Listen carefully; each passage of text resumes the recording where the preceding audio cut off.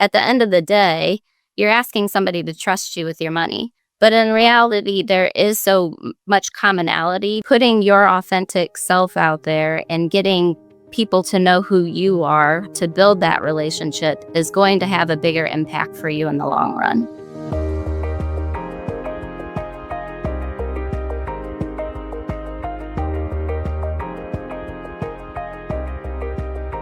Hi there. Thanks for joining us. I'm Joanna Ehresman. And I'm Leah Alter. And this is WomenShare, a celebration of women in financial services. Today, we want to thank our presenting sponsor, Extella, the home for financial professionals who believe that people make the biggest difference. If you're looking for a network of firms that elevates every experience with their professionals and their clients, check out Extella today at go.extella.com/womenshare. That's go.axtella.com/womenshare. And we are so excited for today. We are joined by Michelle Borkowski, Head of Marketing at F2 Strategy, where she focuses on marketing, strategic planning, brand development, and execution of all project work across F2 Strategy's client portfolio. Her passion for producing meaningful work and on-point solutions, as well as over a decade of financial services expertise, provides trust and confidence in her partnerships with clients. We're really, really excited to dig in with you today. We always love having marketers on the show, Michelle. And we're excited to hear where you and your team are seeing success across the industry. So welcome to WomenShare. Thank you so much for having me. I really have been with you guys as a listener since the beginning and very much value all of the great advice and, just sharing of information that all of your guests and both of you lovely women have, put out there for all of us. So thank you for having me. It's an honor. Aw, thank you. Yeah, and thanks for being a listener. Well, and we know, like Leah said, we nerd out with other marketers in the industry. But prior to getting into financial services, you were in a couple of other industries, in architecture, in the nonprofit sector. So would just love to hear, what is it now that you've been in this industry for more than a decade? What's kept you engaged with the financial services space? Yes, I am very much a classic case of falling into the industry. I knew absolutely nothing about financial services when I started. Yeah. And, I think there's really two answers to that question for me. There's definitely like the creative and marketing side of it in terms of, it's a really interesting industry in that there are a lot of challenges and, rules and regulations, but also it's, a populated industry with a lot of people trying to do the best for a lot of other people, right? And so in doing, in doing this work, trying to come up with fresh creative ideas and differentiators for people and to really tell their story authentically has always been a passion of mine and what I really love to lean into with my clients. But the other side of that story is the people, right? Jeremy Jackson and Josh Roslin were starting what was formerly known as Sky Marketing Consultants and had asked me to join. I had known Jeremy for a really long time. And, like I said, I knew nothing about the industry, but because I knew them and thought that would be a great opportunity, I jumped in. And so then that really evolved to this, okay, well, let me try and figure out how I can connect with my clients because I don't totally know what they're doing, but I know creative and I know advertising and I know marketing. So I can, get to know them, get to know their process and use that as my advantage to move things forward. And, that's just grown over the last 10 years and working with different people. And so it really is the partnerships that I make with my clients and the connection that we have together that's kept me here this long. And it's something that I would say is even, heavy on my mind as I continue to grow in my own career is like I don't want to lose that portion of getting to work with people on a day-to-day basis and building that trust together. Yeah. I love that. I also, when you were talking, it reminded me too of, it was like a team building thing that I did once. It's a long time ago, but it was this idea of you really are pushed to get the most out of your creativity when you have a lot of restraints. Yes. Yeah. Right? Because when the world is like wide open and there's no restraints, it can become like overwhelming, right? Yeah. You almost get stuck in the what could be rather than being able to just create 100. Yeah. When it's like you can't do this, this, and this, then it's like, okay, I know I can't do that, but what I can do is all these other things, all these other ideas. And it actually helps us kind of tap into that creativity. Yeah. Right? I couldn't agree more. It's funny that you say that because it's one of the talking points I always bring up when I'm interviewing like designers is that, because that's where I started on the design side and then moved, creative direction into, you know, running the department now. But being able to like having those guardrails, I think is the challenge, but it is what's fun. Like, you have to continuously work towards something that feels different or you have the puzzle or like the sandbox and you've got to make it work within the confinements of what you have, and I think that's where people produce their best work too. Yes, I agree. It's also the most rewarding work. Yes. Yeah, because like you solved the problem. Yeah. Yeah. What do they call it? Thinking outside of the box while in the box, right? We have this very clear delineation of compliance and all these different things, but yeah, that's cool. Yeah, exactly. I love that. So you talk about helping firms build a brand that people are loyal to by building relationships. And we know that this industry is a relationship industry, right? That's like one of the first things we hear when we got into it. Yeah. So how are you helping firms build that brand loyalty beyond all the valuable services that they offer to their clients? Yeah, it's an interesting question because, one of the things that stood out to me when I joined the industry was that people were mostly talking about marketing from a like activities and task standpoint. It was like the actual engine that are doing the things rather than what are you feeding the engine? What is the message that you're putting out there? What is the story you're trying to tell? But if you think about, like a lot of the household brands that you are loyal to personally, it's usually much more, or, it's broader than just like the product itself or the solution that it's, claiming to solve for you. It's about, your overall lifestyle and sharing values and goals and feeling like understood by somebody else, even if it is a brand, right? But that's why influencers have become so big, is because there has that human connection. And so I think that's a really important part about what we do with our clients and what they should be focused on putting out there is to be really thoughtful in how they can tell their story and share their values. Because, at the end of the day, you're asking somebody to trust you with your money. So you can sit and talk about, oh, my process is a little bit different. I do it this way.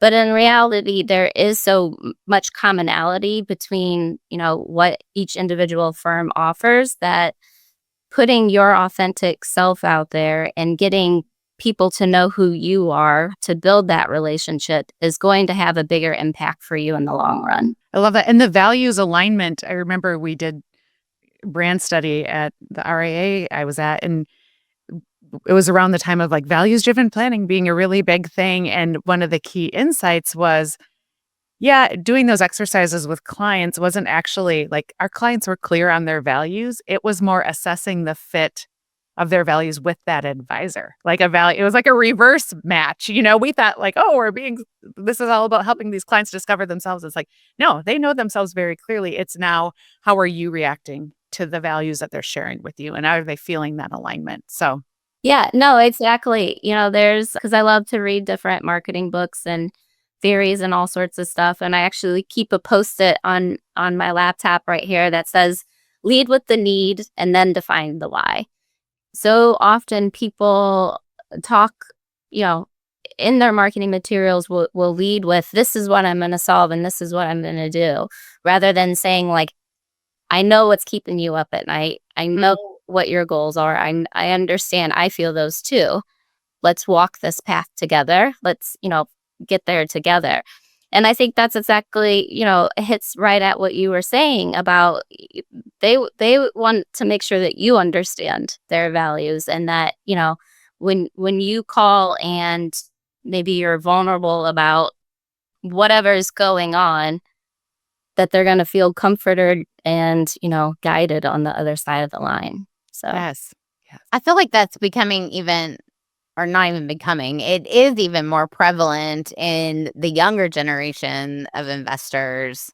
They really like values alignment. All of that is just so important. They are not going to work with someone just because their parents did or their grandparents did. They are definitely going to seek out the person that they connect with and can build that relationship with. So I think incorporating that as like a key piece in their marketing is super important going, into this next like decade of new investors. yeah. And I think you're starting to see it a little bit more already, where, I've seen some firms and practices start to talk about, total wealth and what that means for, your lifestyle and fulfillment in life, and all of those things, which I think is going to be a really cool transformation. And I'm excited to see where that really goes, and how that resonates with people, because, money is, so it's at the heart of so much of what we do, but it's not who we are, and it's not all, you know, we as human beings are so much more than that. And so to be able to find that security and prosperity and trust and all of those things just makes it easier to enjoy everything else. Well, before we get into our next question, we are just so proud to be partnering with Extella, where exceptional service is the standard. Yes, and Extella elevates and empowers financial professionals to build a stellar practice and leave a lasting impact for their clients. Explore how Extella goes above and beyond for their professionals by visiting go.extella.com/WomenShare. That's go.axtella.com/WomenShare. So, Michelle, you stated that F2 is focused on bringing marketing, technology, and insights together to build that optimal growth engine for your clients. So, would love to hear what you think about how brand plays into all three of those kind of contexts, and how they work together. How do they integrate? Yes. Yeah. No. So another one of my favorite quotes is by Marty Mumeyer, who wrote the Brand Gap. And to paraphrase, he says that a brand isn't what you say it is; it's what your audience says it is. Right. So it's all about that reputation and their experience. And I think that's obviously a big component of marketing, right? Is because marketing is communication in so many ways. And so I think that's, people think about your brand in sort of that small context. And even when we're doing branding work, I try and remind our clients that the overall message and our strategy on how we're communicating your val prop and all of those things is just as important as the visual aspect of your brand. It's everything.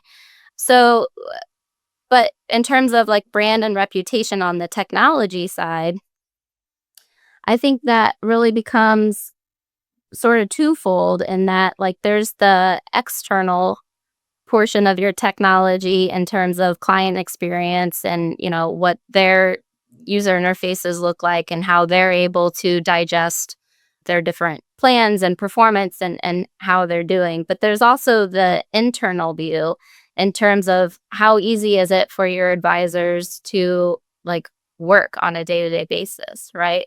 The efficiencies that technology creates so that they can spend more time focus on their clients and helping, solve their needs because everything is streamlined in the background. So I think there are those things working together, and marketing is all about generating revenue and growth, and either acquiring additional advisors or acquiring additional clients, whereas technology is about efficiencies and your overall day to day and how that impacts margins and things like that. You can't make good decisions without having the insights piece. So, although I don't know that insights relates directly to your brand, making sure that you have the right information to make sound decisions, to not make the wrong decision, is really important. And so for us, we do a ton of our own proprietary research at F2, but it ultimately helps us become better consultants because we not only have our own experience, but we are seeing what's happening out there in the marketplace. I love the concept that you shared, which it seems, I guess, obvious once you said it, but I haven't heard a lot of people talk about it this way, is how technology is an enabler of the brand that you want to present, but it also is part of the experience. Like, it shapes your brand, right? So there's this dichotomy, right, of not, I guess, not ignoring that piece of story, or making sure marketing is really connected to that client experience and the advisor experience. Well, and to the point on insights too, where there is a connection to brand, I could see is like what you are measuring and managing as is related to your brand. Like if you're looking at, I don't know, client, not just like client attrition and stickiness, but like, hey, our clients are spending a lot of time digging into these types of topics, right? Like it's all about how do you bring a brand lens to some of the insights to help inform what it is that's resonating, where do your clients have concerns, what's keeping them up at night so that you can respond. Yes. No, and that's totally true. And I think a really excellent point, figuring out, like you said, what's resonating, but also how trends are kind of changing, right? Like Yeah. what people are caring about in terms of their portfolio, and ultimately, how technology needs to change to be able to accommodate their new needs or desires. They are intertwined, yes. Well, and if you're not looking at your data on a regular basis, you're going to be behind the curve. Mm-hmm. Right. So it's one of those things where if you're not looking at it regularly, you may not see those small shifts that are happening. Right. Until it's a big shift and then it's too late. And then you're behind, you're playing catch up. So, I mean, we used to talk a lot about looking at certain data points like on a monthly basis and then really in depth on a quarterly basis in terms of their marketing strategy so that you can make those adjustments. Mm-hmm. And make sure that you're, speaking to things that you care about, and that you might have a service or an offering that maybe wasn't super popular, but because something happened, it might become super popular and you haven't been marketing it. Whereas if you are able to see that data on a regular basis, you're able to make those adjustments and those tweaks. And I do think that, I think there's an instinctual part of marketing, but also married with that data-driven decision making is like where the magic is. No, it's totally true. And when we're working with clients, I think that's a very important part from a consulting and a coaching standpoint is, and I guess you could tie it into the same way that people tell you not to watch your performance of your portfolio.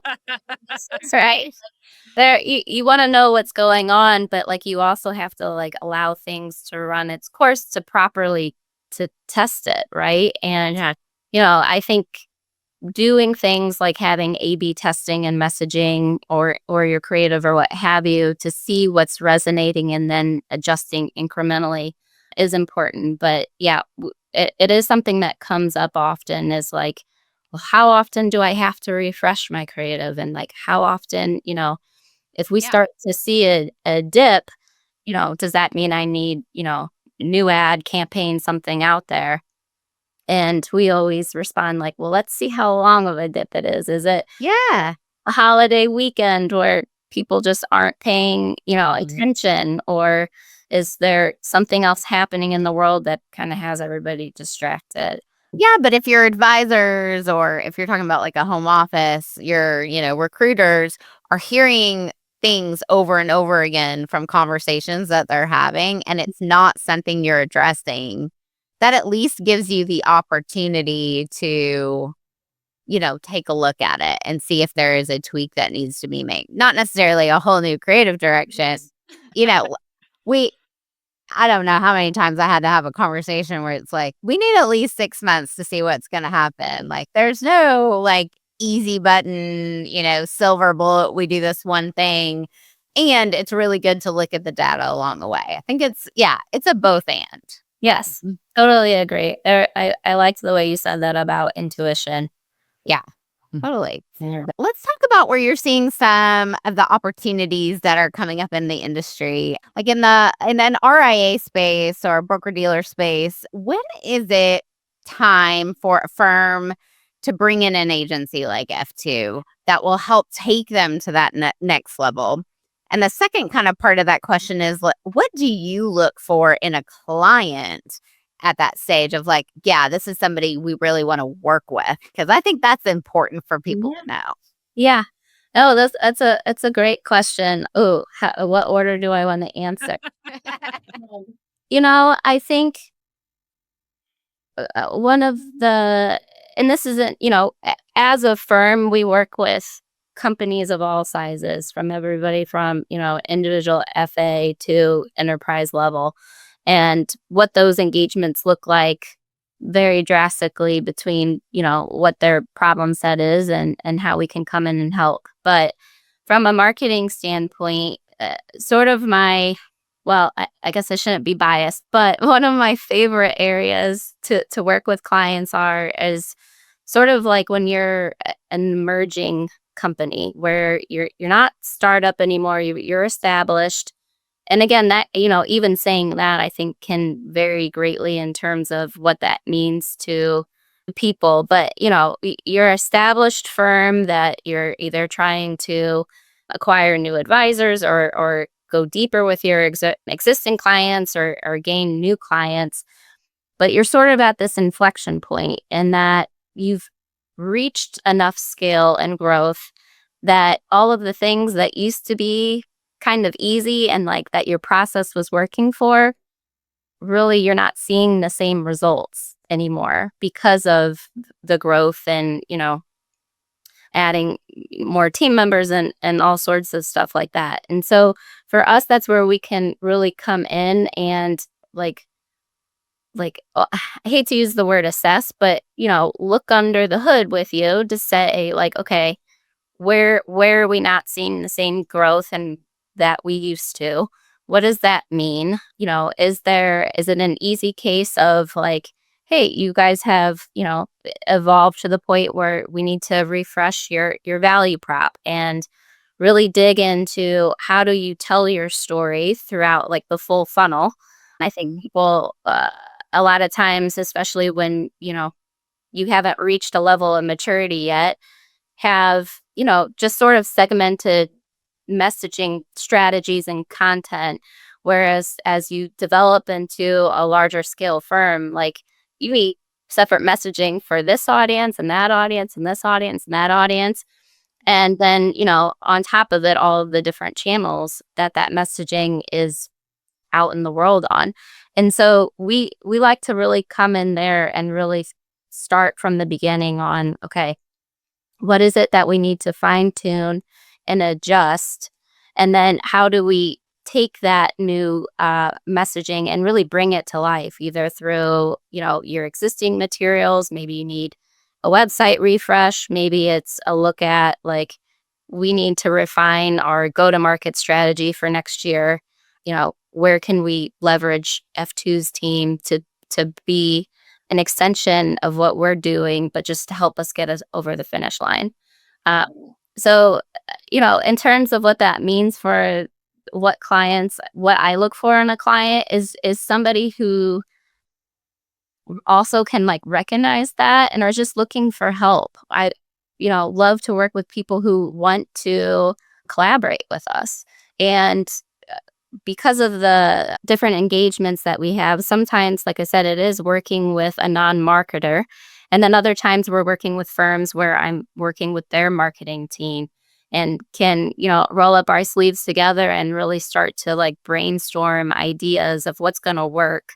And like I said, I try and go about that in a different way in terms of sort of like what you were saying, Joanna, about thinking outside of the box in the box. Like, well, is there something else that we can do here rather than, oh, we need a fresh campaign and new brochures and what have you? It's like, okay, well, no, maybe we can, rather than creating 5 different brochures or what have you, we create this really awesome video and, we deploy that on a video mailer and send that out, or, just trying to come up with fresh ideas that's going to help solve the problem, but not necessarily go about it in the same way every single time.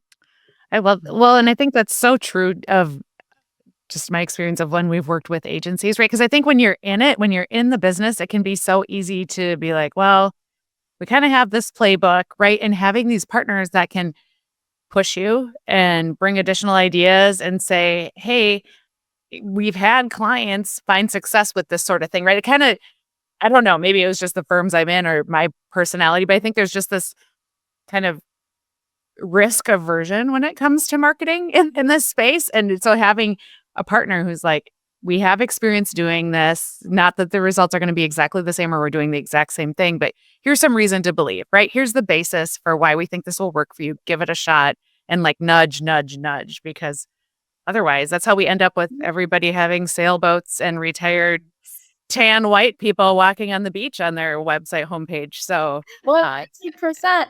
At the end of a pier. Yes. Yeah. And, I think that's to even tie it back to some of our earlier conversation. Everybody's unique, right? So, like, how you represent what everybody else is striving for is difficult in that sense because you can't oversimplify. And so, yeah, thinking through how can we help them understand that we get them, that we're going to help figure this out together without, the same, tired sort of, oh, well, if you don't fit this mold, then you feel isolated or excluded or what have you. So, yeah. Right. Totally agree. Oh, love that. So, Michelle, we ask every guest who comes on the show, what's the best career advice you've ever received? So, it's really about manifesting. And I have always been very like growth oriented and ambitious myself in my own career. And, I think that there's this idea of always needing to have forward momentum all of the time. And so one of my mentors got me to just start to manifest like, okay, well, where do you actually want to be in 3 years, 5 years, what have you? And write that down and then use that to work backwards on like, no, this is actually, I just need to do this in the next year, and use that to provide some comfort for yourself, but to also not isolate it from a career only standpoint. Like think about manifesting your whole being, your whole life in 3 to 5 years. And obviously your career is a huge part of that, right? Like we all spend a ton of time working. So don't try and separate them because they're not really separate things. And because I'm such a planner, and I even heard this quote the other day about, they say that we're human beings, but being is something that we do very little of. We're always Human doings. doing all of the time. But so I've been trying to take on this mantra of don't be a worrier, be a warrior. And so I love that. So I like this idea of manifesting, because if I can go plan it out, write it down, then I know that my like subconscious is going to be taking the steps I need to get there, and I don't have to constantly be like worrying about what I'm doing to achieve my goals. Can we give you triple bonus points for using manifesting and mantra and subconscious all in the same thing? Leah has helped introduce me to some of the these things over the past 2 years. So I'm like, this is inspiring. I love it. Great. I know I love that. it's the creative marketer of me coming up. Yeah, totally. Okay. And Michelle, as you know, we are a celebration of women in financial services. So what can we celebrate with you today? Doesn't have to be work related, can be, but what can we celebrate with you today? Well, it's work related, but also personal. So I'm very excited. I'm going on a vacation here in a couple of days. And so from a personal standpoint, time away from work with family, my husband, all of those things is obviously very rewarding and exciting. But I'm heading into the vacation with a really supportive team behind me. And so that itself has really helped alleviate a lot of what is normal, like stress and chaos, but being out of the office for a week. And I've always had great support in my career, but we're have built sort of a new team in the last year, and I feel very taken care of, and that I can trust everybody behind me to take good care of our clients. We're all working towards the same goals, and so that just feels really good as I head out of the office for a while. That's a great thing to celebrate. It is A great feeling. And I hope you have an amazing vacation. Well deserved. yes. Appreciate it. Well, Michelle, this has been so fun, and thank you for sharing your story, sharing your insights. If people want to connect with you or work with F2, learn more about what you all are up to, what's the best way for them to get in contact? Yeah, so you could reach out to me directly on LinkedIn. I love to meet new people, and so send me a connection, and Michelle Borkowski. But our website is f2strategy.com, and on there they have all of our profiles and our emails, so you can reach out to me directly there too.